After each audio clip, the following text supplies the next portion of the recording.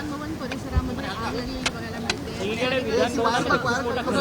तपासणी केली आणि आतमध्ये अनेक आमदार होते, मान्यवर मंडळी होती. अलार्म सिस्टम वाजली का? नाही, आता महाराष्ट्रालाच आग लागलेली आहे, तर त्याच्यामुळे विधानसभेच्या या आवारात आग लागणं आता तर काही नवीन नाही आहे असं मला वाटायला लागलेलं आहे. आपण पाहिलं असेल की काल आपल्या देशाचे CJI आणि आपल्या महाराष्ट्राचे सुपुत्र भूषण गवई साहेब महाराष्ट्रात आलेत आणि ज्या पद्धतीनं महाराष्ट्राच्या सरकारने आणि महाराष्ट्राच्या वरिष्ठ अधिकाऱ्यांनी त्यांचा जो अपमान केला हा खऱ्या अर्थानं या महाराष्ट्रालाच नव्हे तर देशाला सुद्धा हा न पचणारा आहे. एकीकडे राष्ट्रपती असतील, प्रधानमंत्री असतील, लोकसभा अध्यक्ष असतील, उपराष्ट्रपती असतील, CJI असतील, यांचा एक प्रोटोकॉलाचा एक दर्जा आहे. 3 दिवस त्याची रिहर्सल करावं लागतं. राज्यातल्या DG म्हणतात, राज्यातले पोलीस कमिशनर, मुंबईचे पोलीस कमिशनर सांगतात, मुख्य सचिव सांगतात की आम्हाला माहीतच नाही. म्हणजे काय चाललं का या महाराष्ट्रामध्ये? महाराष्ट्र तर विकलाच आहे या लोकांनी, पण महाराष्ट्राची अब्रू पण काढायला आता हे लोक मागं पुढं पाहत नाही. माझा सरकारला एक सवाल आहे आता याच्यात की ज्या पद्धतीनं CJIनी ज्या पद्धतीनं गमतीनं असेल पण तरीसुद्धा त्यांनी या सरकारला, या सरकारच्या प्रशासनाला जो इशारा केलेला आहे हे सरकारला कळलं असेल तर या सरकारने हे जे वरिष्ठ अधिकारी आहेत त्यांच्यावर नेमकी कारवाई काय करणार याचं उत्तर आम्हाला या सरकारने द्यावं. आणि खरं तर आता झालेले CJI जे आहेत ते आंबेडकरी आहेत, म्हणून आंबेडकरी आहे म्हणून त्यांच्यावर या पद्धतीनं या महाराष्ट्रामध्ये त्यांचा अपमान करायचं काम हे लोक करतात ते का, याचंही उत्तर या सरकारने दिलं पाहिजे. आणि म्हणून या निमित्तानं माझा या सरकारला प्रश्न आहे की या महाराष्ट्रामध्ये अनेक सिनेमा यांनी टॅक्स फ्री केलेले होते, तसं फुले सिनेमासुद्धा या महाराष्ट्रात त्यांनी टॅक्स फ्री करावा ही आमची मागणी आहे. खरंच हे शाहू फुले आंबेडकरांच्या महाराष्ट्रामध्ये हे सरकार काम करते आहे, तर सर्वधर्म समभावाचंही अगर या सरकारमध्ये भावना असेल तर या सरकारने मी जे 2 प्रश्न यांना उपस्थित केलेले की या अधिकाऱ्यांवर कारवाई करणार का आणि फुले या पिक्चरला टॅक्स फ्री या महाराष्ट्रामध्ये करणार का, ही मागणी आमची आहे. अमित ठाकरे पवार पालकमंत्री असलेल्या बीड शहरामध्ये किंवा परळी शहरामध्ये नाही, याच्यावर तुमचा काही सवाल नाही आहे. नाही, याच्यावर विचारा ना पहिले.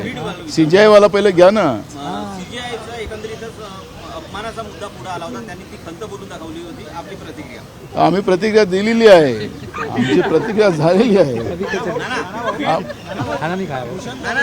ऐका, बीड परळी भूषण गवई यांचा ज्याप्रमाणे अपमान झाला त्याच्यामुळे एक पाहायला मिळते की आता ज्युडिशरीमध्ये अशा भविष्यात मोठे निर्णय होऊ शकते का? कारण सरकारच्या नाही, मी ज्युडिशियलमध्ये काय होणार, काय निर्णय घेईल तो त्यांच्या अधिकारात, मी त्यांच्यामध्ये काही बोलणार नाही. पण महाराष्ट्रासारख्या शाहू फुले आंबेडकर विचाराच्या महाराष्ट्रामध्ये आम्हा सगळ्यांना गर्व आहे की आंबेडकरी विचाराचा माणूस देशाचे CJI झालेत, मुख्य जस्टिस झालेत माननीय सुप्रीम कोर्टाचे, त्याचा आनंद महाराष्ट्रातच नव्हे तर पूर्ण देशामध्ये होता. पण त्यांच्याच याच महाराष्ट्रामध्ये महाराष्ट्रातल्या सपुत्राचा अपमान या महाराष्ट्रात होत असेल तर हे कोणी सहन करणार नाही. आणि म्हणून महाराष्ट्रामध्ये पुन्हा जातीच्या नावाने मागासवर्गीयांवर अन्याय करायचा प्रयत्न या राज्यात सुरू झालेला आहे का, हेही प्रश्न या ठिकाणी निर्माण झाले. म्हणून मी यामध्ये जास्त खोलात जाणार नाही. पण ज्या अधिकाऱ्यांनी त्यांची जी जबाबदारी असताना हे यांनी जबाबदारी का पूर्ण केली नाही, त्यांचा प्रोटोकॉलमध्ये हे दुर्लक्ष होण्याची कारणं काय? बिलकुल आमचं म्हणणं आहे त्या मुख्यमंत्र्यांचे आदेश होते त्यांना या सगळ्या प्रश्नाचं उत्तर सरकारने दिलं पाहिजे. आणि सरकार उत्तर देत असताना सरकारने त्यांच्यावर काय कारवाई करायची या सरकारने जाहीरपणे त्याला आम्हाला त्याचा निर्णय महाराष्ट्राच्या जनतेला आणि देशाच्या जनतेला कळवला पाहिजे. सरकारने करावी कारवाई, त्यांनी प्रोटोकॉल हे सरकारला माहिती आहे. आणि जेव्हा सरकारला हे सगळं प्रोटोकॉल व्यवस्था माहिती असेल तीनदाचे मुख्यमंत्री महाराष्ट्राचे आहेत. एक तर उपमुख्यमंत्री आहेत की ते तर कितीदा तरी झालेले आहेत, कोणत्याही सरकारमध्ये उपमुख्यमंत्री होतात. आणि आता एक माजी मुख्यमंत्री आणि आता उपमुख्यमंत्री असे सगळे अनुभवी लोक सत्तेमध्ये बसलेले आहेत. एकीकडे महाराष्ट्र विकला आणि एकीकडे आता महाराष्ट्राचे अब्रूसुद्धा हे वेशीवर टांगायला निघालेले आहेत. हे महाराष्ट्र आणि देश कधी सहन करणार नाही. नाना, अजित पवार पालकमंत्री असलेल्या बीड शहरामध्ये किंवा एकंदरीतच परळी शहरामध्ये कायदा सुव्यवस्थेचे तिंगेरा वाजलेले पाहायला मिळत आहेत. आपली प्रतिक्रिया शिवराज देऊळके मारहाण प्रकरणात पुण्यामध्ये कोणतं चांगलं आहे? 2 जिल्ह्याचे हे पालकमंत्री आहेत. पुण्यातली स्थिती काय?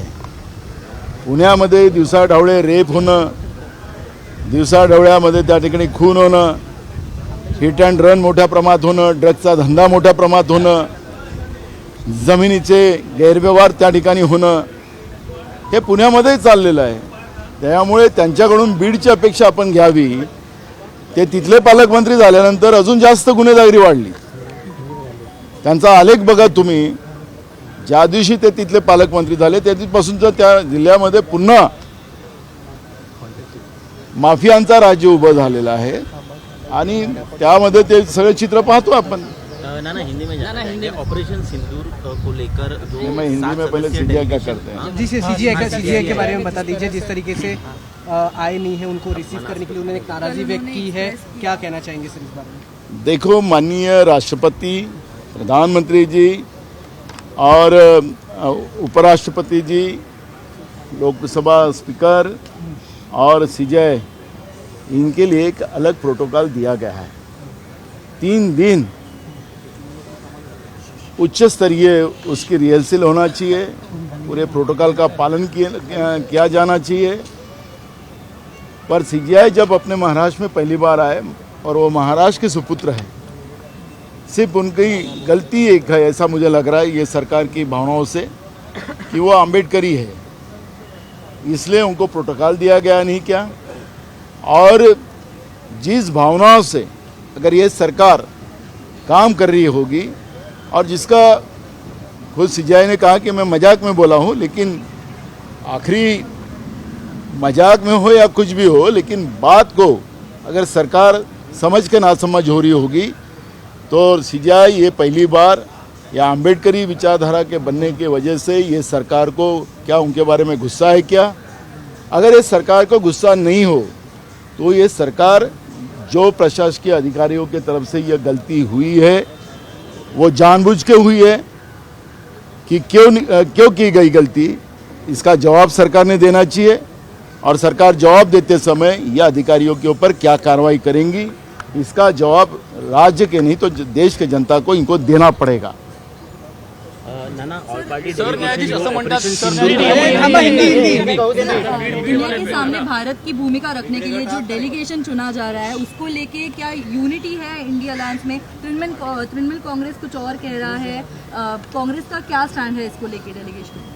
देखो, इसके ऊपर हमारे राष्ट्रीय नेतृत्व ने बात कही है, उसके ऊपर मैं ज़्यादा बात करना मेरा अच्छी बात नहीं है. लेकिन जो बातें आज पाकिस्तान और अपने हिंदुस्तान की लड़ाई में जो हुई है, और जिस तरह से देश के विदेश मंत्री ने जो स्टेटमेंट किया है, उसके बारे में कई प्रश्न खड़े हो चुके हैं, जिसके राहुल जी ने भी कल उसके बारे में सवाल खड़े किए हैं कि अगर हमारे देश के प्रधानमंत्री पाकिस्तान के मुखिया को हम इस तरह की लड़ाई कर रहे हैं, हम करने वाले हैं, यहाँ पर टारगेट करने वाले हैं, इस तरह की अगर बात हमारे देश के प्रधानमंत्री पाकिस्तान जो हमारा दुश्मन देश है उनसे बात करते हैं तो ये एक देश के लिए बड़ा धोखा हुआ है. और कोई राफेल विमान हो या हमारे एयरफोर्स वाले हो, कितने हमारे वहाँ पे क्षति हुई है, उसके बारे में अभी तक कोई पता देश की जनता को नहीं दिया जा रहा है. ये गंभीर बात है. देश के प्रधानमंत्री ने इस विषय को लोगों के सामने आकर बात करना चाहिए. सर्वदलीय बैठक लेकर प्रधानमंत्री जी ने खुद उसकी अगुवाई करना चाहिए. ये बात कई बार हमारे नेता राहुल जी ने और कांग्रेस पार्टी की तरफ से कही गई है, लेकिन प्रधानमंत्री सर्वदलीय बैठक में खुद आने को क्यों इनकार कर रहे हैं? इसका जवाब पूरे देश की जनता पूछ रही है। ना अमित शाह ये कह रहे हैं कि पीओके को लेकर ही भारत और पाकिस्तान के बीच में बात होगी, बाकी किसी दूसरे मुद्दे पर बात नहीं होगी। सिंधु नदी का एक भी बूंद पानी पाकिस्तान को नहीं दिया जाएगा। नहीं, पानी के बदले खून तो दिया गया है, अब वो खून का जवाब तो देना पड़ेगा अमित शाह जी को। जो 27 हमारी बहनों के सर के ऊपर का सिंदूर पोंछा गया है, 4 दिन के पहले शादी हुई हमारी बहनों के माथे से सिंदूर पोंछा गया है, उसका जवाब अमित शाह ने पहले देना चाहिए।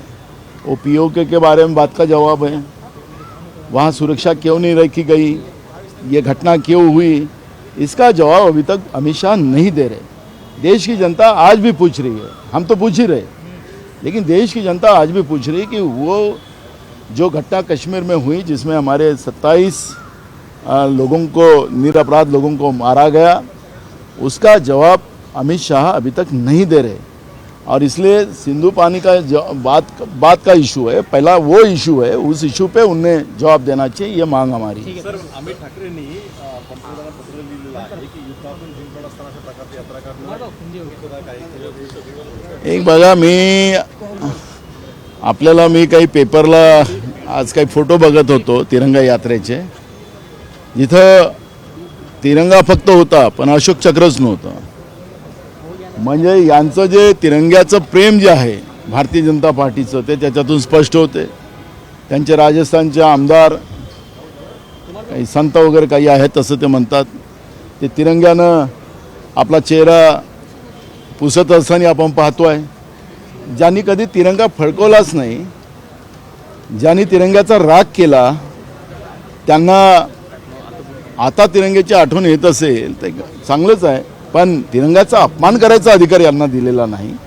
त्यामुळे त्यांनी का काढला वगैरे त्याच्यात मला जायचं नाही, पण जो अपमान ते करतात त्या तिरंग्याचा, तो या भारताची जनता, भारताचे सैनिक याला कधीही सहन करणार नाही। आणि ज्या पद्धतीनं मध्य प्रदेशचे उपमुख्यमंत्र्यांनी भारतीय जनता पार्टीच्या की देशाचे सगळे आमचे सैनिक नरेंद्र मोदीला शरणागत आहे, अशा पद्धतीचं वक्तव्य करून ज्या पद्धतीनं देशाच्या सैन्याचा अपमान करण्याचं काम केलं, आमच्या सोफिया कुरेशी कर्नल, त्यांचा ज्या पद्धतीनं त्यांच्या मंत्र्यांनी अपमान केला, हा जात धर्म त्याच्या पलीकडे देश एक आहे, ही भावना सातत्यानं काँग्रेस मांडत आहे। पण भाजप हिंदू मुसलमान आणि अशा पद्धतीचं करून देश तोडण्याचं आणि तिरंग्याचा अपमान करण्याचं काम करते आहे। अशा लोकांकडून काय अपेक्षा करावा हा प्रश्न सगळ्यांच्या समोर निर्माण झाला। नाना कोणी गुन्हेगार जरी असला, ISI को कुछ इंडिया के बारे में सेंसिटिव इन्फॉर्मेशन प्रोवाइड कर रही थी, ऐसे बताया जा रहा है। ऐसे कई लोगों को अरेस्ट किया जा रहा है। देखो, जो भी देश से बेईमानी करे उसके ऊपर कड़ी एक्शन होना चाहिए, वो कोई भी धर्म का हो। अगर गलती से ज्योति मल्होत्रा के जगह कोई और सोफिया कुरैशी रहती, एक नाम के तो कई लोग रह सकते, तो अभी तो बवाल कर दिया रहते ये लोगों ने। तो आखिरी ये धर्म के आधार पर, जात के आधार पर जो राजनीति बीजेपी जो कर रही है वो ओछापन है। इस तरह का ओछापन ये हमारे देश के लिए घातक है, ये कभी नहीं करे। और जो लोग देश से बेईमानी करते हैं उनके ऊपर कड़ी कार्रवाई हो, ये मांग कांग्रेस पार्टी करेगी। देश विदेशातील प्रत्येक घडामोडींचे लाईव्ह अपडेट मिळवण्यासाठी आता साम टीव्हीच्या सर्व सोशल मीडिया प्लॅटफॉर्मला लाईक, फॉलो आणि सबस्क्राईब करा। तसंच सर्व नोटिफिकेशनसाठी बेल आयकॉन प्रेस करायला विसरू नका।